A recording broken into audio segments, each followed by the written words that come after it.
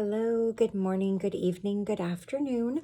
Welcome back. We're going to be reading chapter 12 in A Guide for Lightworkers by Archangel Michael, written and channeled by Saratoga Ocean.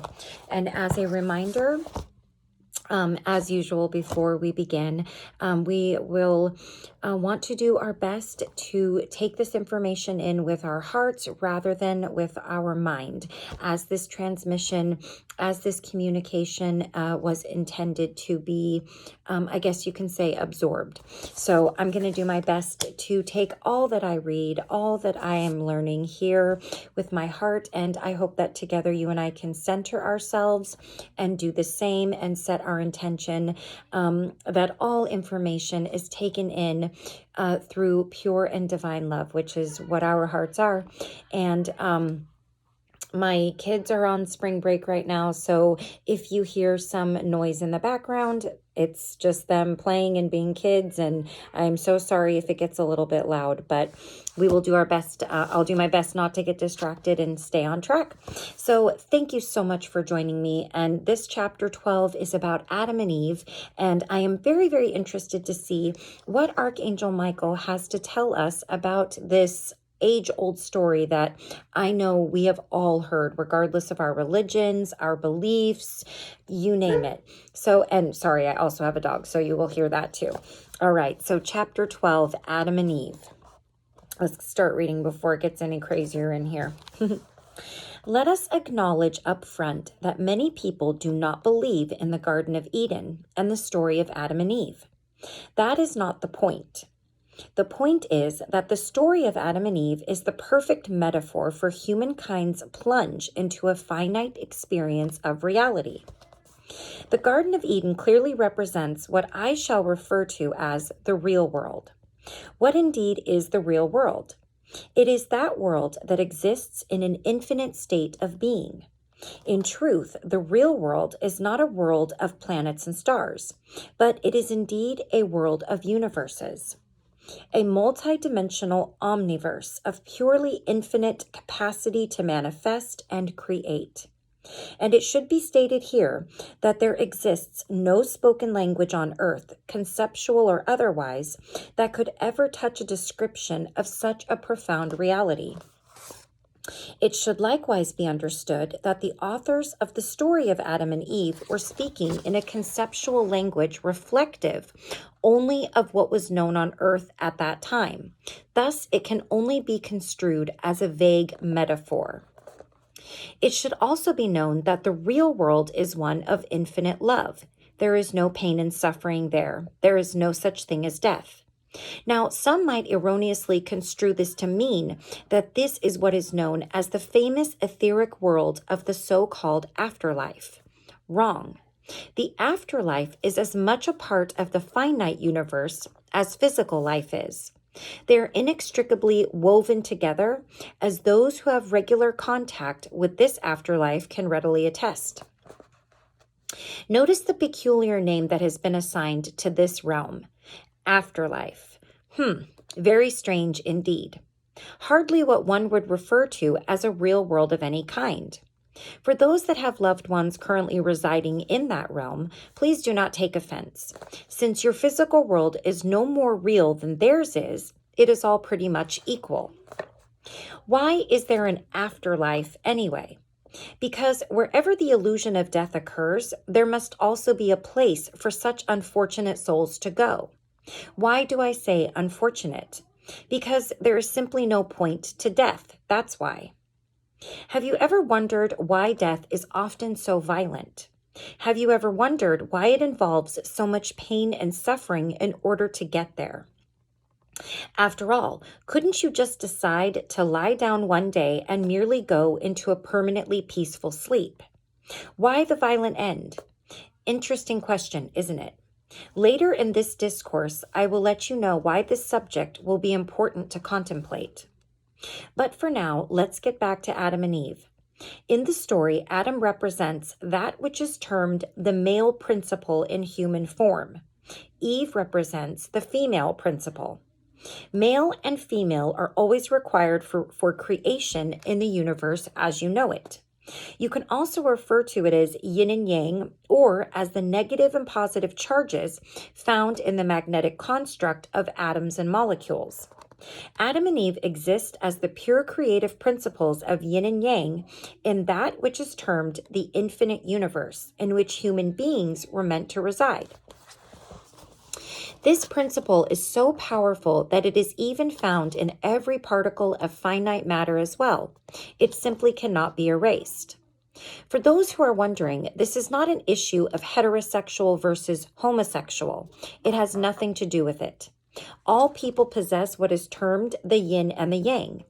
It is what holds your very molecules together, the magnetic form of creation. This force exists as the great equalizer in the universe. It is beautiful, powerful, and filled with the very spark of life, so everyone can rejoice equally in its splendor. So here we have Adam and Eve, the spark of creation, existing in the Garden of Eden, the infinite universe. They are surrounded by the infinite beauty of creation itself. According to the story, they are given dominion over this planetary creation. Technically speaking, this simply means that they have dominion over it because these principles are necessary to the manifestation and ongoing existence of this creation. If we are to examine these principles in human form as it states in the story, then we can also note that humanity is a creation with capabilities that far exceed the kingdoms of animals, plants, and the other elements of planetary development. Now, if there are any Bible scholars reading this, which is doubtful, understand that I'm taking great liberties with this story, which, believe it or not, is not a sin. My only aim is to make a simple point. In this garden, there is love, peace, and harmony. No one is killing each other because there is no death. All is infinite. Animals do not attack and eat one another. There is no food chain here. There is only love and true beauty, which is the manifestation of love itself. So overall, we could say that this garden represents the true nature of the infinite universe. So here is where the story gets interesting.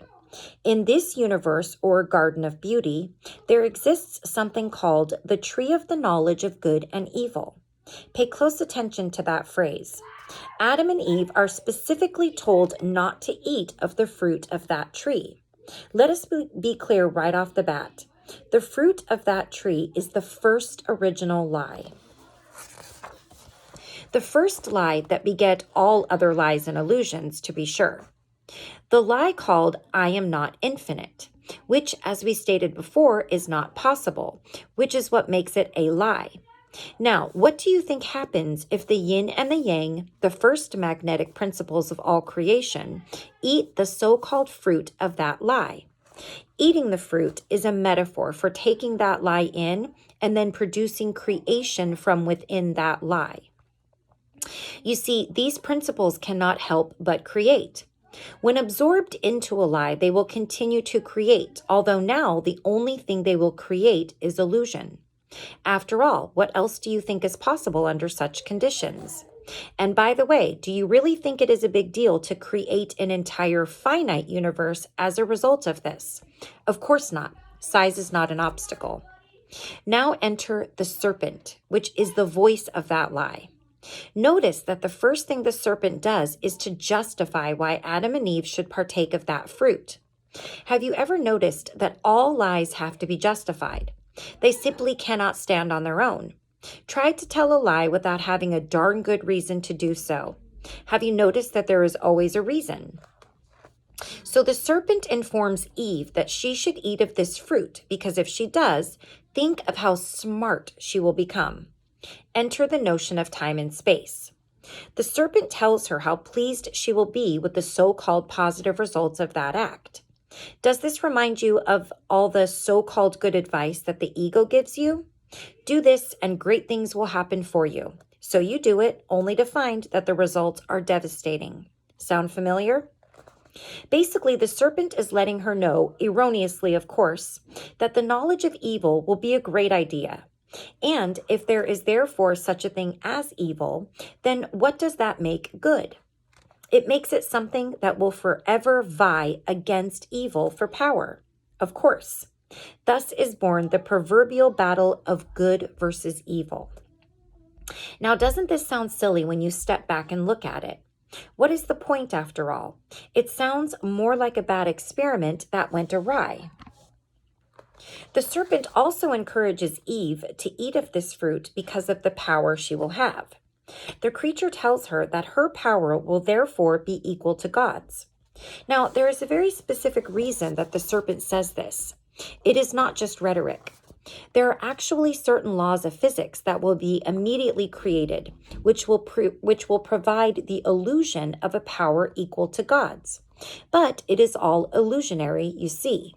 The lie called I am not infinite represents resistance to the truth of that which is termed infinite. The serpent's illusion is that its feigned ability to resist the infinite by lying represents a power that is equal to the infinite. The only problem is, of course, that this entire charade doesn't exist at all.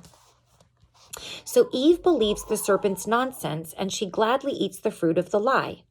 Because she and Adam are one in their creative principle of who they are, naturally Adam is eating the fruit as well. For those of you who may think that this story is sexist by blaming Eve for the first mistake, that is also not true. Remember that the female principle is the receptive principle. Thus, it is obvious that this lie would automatically seek out its ability to embed itself in this creative principle by entering at the female opening. It's not about choice, it's about physics. Once Adam and Eve have partaken of the fruit of the serpent's lie, everything changes immediately. Let the illusions begin. The first thing that happens is that they observe that they are naked. Now, what does this mean? Metaphorically speaking, it means that they are vulnerable. Vulnerable to what? Well, the infinite, of course. Remember that they have eaten the fruit of the fundamental lie called I am not infinite. Because they are still a creative force, they must manifest this lie. The only way to do so is to resist the truth that they are indeed infinite and that they are indeed a manifestation of God. In this resistance, God and the infinite become their enemy. In other words, if they allow the truth of who they are, the lie immediately disintegrates, the illusion is exposed, and all immediately returns to its natural state of peace and love. The reference in the story to their nakedness means that the lie is vulnerable to exposure, and thus the metaphor continues as they hide their bodies in shame. The shame in this story refers to the fear of being exposed. A lie must always hide so as not to be exposed. Once exposed, the lie loses its power and will therefore cease to exist. The shame also means that they have disgraced themselves. They no longer live in a state of grace. At this point, Adam and Eve attempt to hide from God. They are now into the full force of their illusion, and they believe that such a thing is possible. They are now in a full-fledged state of false identity or ego. What is the nature of this false identity? Quite simply, it exists at its origin as a statement called, I am not God. This, by the way, is where the concept of original sin came from. Sin is easily defined as that which goes against God. Original sin refers to the very first time this happened. So original sin refers to the very first act that plunged humankind into a finite world of existence. The reason it is said by some that all of humanity is born with its original sin is because all of humanity continues to exist in the result of this original act. They are born again and again into this finite physical earth. Here it is important to be clear about one thing. The story of Adam and Eve is a metaphor about what happens when the original lie enters into the creative principle. It is not to be misconstrued as a story implying guilt about human beings. After all, the manifestation of this lie exists throughout your universe. The story is simply told from a human perspective, since that was the main focus of those who authored the story. Adam and Eve find themselves unable to remain in the beautiful kingdom of infinite love. They find themselves banished, and they realize that they are unable to coexist with God in the infinite universe. Because they now see God as separate and therefore threatening in their illusion, they see God as banishing them. They are no longer able to see the truth in their new experience of good and evil. God is now punishing them, or so they believe. Everything they see is now an illusion. Here is how they interpret their plight. They believe that God is now telling them things in their delusional state of so-called separation. Now that they are in this delusional state, something is always right or wrong, good or bad. In the case of their denial, God is seen as a threatening force who is judging them as bad or good. They see God as the proverbial dictator who threatens them and controls their lives. The truth of the matter is that by absorbing the original lie, this creative force of man and woman, yin and yang, or whatever you want to call it, produces a new set of physics, all of which are illusionary in nature. Now we have violence, death, pain, suffering, and everything else that goes along with existing in a finite world. The story suggests that humankind will no longer exist in the Garden of Eden, the infinite world of love, and will be banished into the finite, where they will struggle and toil as they attempt to survive on their own in their now manifesting illusion that they are not God. Is this starting to make sense to you? Is this starting to sound familiar? The story also suggests that humankind will be relegated to a world of reproduction, birth, and death. Why? Because it is impossible to sustain oneself indefinitely in a state called I am not infinite, I am not God. And thus ensues the ancient, endless saga of reincarnation, as souls seek to continue their existence in whatever temporary form they can. Now, I assume, of course, that this last statement will be seen by some as highly offensive in nature, since the ultimate offense that one can commit in this finite world of things is to question the existence of death. Is it really that threatening to you to question the existence of something that you already do everything in your power to avoid? Your heart tells you every day that life is precious and that you want to live, does it not? So the story is not yet over, my dearest friends. You are living this story in your lives right now. What I am going to suggest to you is something that you may not have contemplated. If you can relate to this metaphorical example of what has occurred in your world of things, then why not envision a true and beautiful end to this finite story of mass illusion? And what might that end look like? Well, I will tell you this much. You cannot imagine the profound beauty of what awaits you after you awaken from this deep unconscious slumber. Indeed, the lion shall lay down with the lamb, as they did for eons before this first original lie took hold in your universe. There will be no such thing as vegetarianism, because life shall not devour life in order to survive. Can you pray for this, dear friends? It is not as outlandish as you may think. It is the state that you always lived in before this plunge into the finite realms of lies and illusions. No one is guilty in this saga of death and destruction. Remember that guilt is merely an excuse, and indeed another lie, to convince you that you must stay in your current collective condition. Do not perceive yourself as guilty simply because you haven't been able to see your way out of this. That's what prayer is for. There is more help in this universe than you could ever imagine, but the response is only as large as the prayer itself.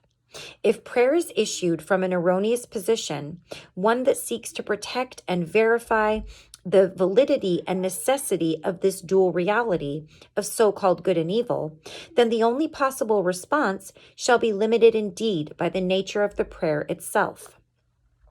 Put another way, if you remain intent upon rationalizing and excusing the existence of this illusion called good and evil, life and death, etc., then the message that you send to the universe is that you wish to keep things in this state of affairs.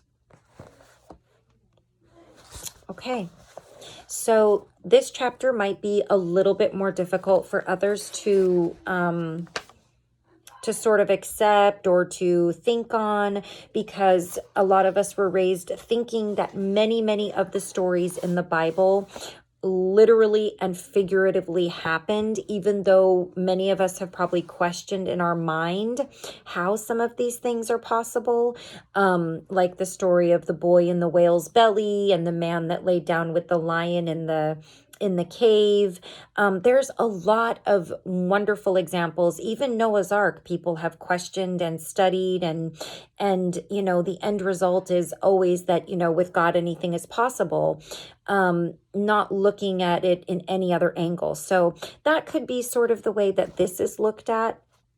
I definitely have my own thoughts about, you know, what really happened in the Bible and what is, you know, what is just stories, what is just metaphors and ways of trying to get us to relate and understand to some of the teachings that we're trying to be spread and shared. So yeah, I hope this gave you something to think about. Chapter 13 is our next chapter, since that follows chapter 12. And this chapter is it's called transhumanism. So we will see what that has to hold. And so I hope that you've enjoyed this. And I will say this again. In this book, you will hear a lot of the same words. You will hear a lot of the same phrases and a lot of the same things repeated, and that is on purpose. It is stated early in the book. It is not an accident. It's not because they just feel like they can't come up with anything else to say, I guess you could say, because I know that you can say, well, they've already said that 50 times before, or they've already shared that in an earlier chapter. There is a reason for that. So I am so sorry. My son, I tell him before I, you know, make a video, but he's 11 and he's having a good old time out there playing. So I apologize if it's loud, but I hope that in any event, you still can enjoy this video, take in the information that I have to share with you, and see what you know, what you're comfortable with, what you resonate with. And until next time, I will see you again very soon, but please like, subscribe, comment, any and all of the above. I would very much appreciate, very much love to see. And I will see you guys again in the next video. Until then, take very good care of yourselves and each other. Take care. Bye-bye.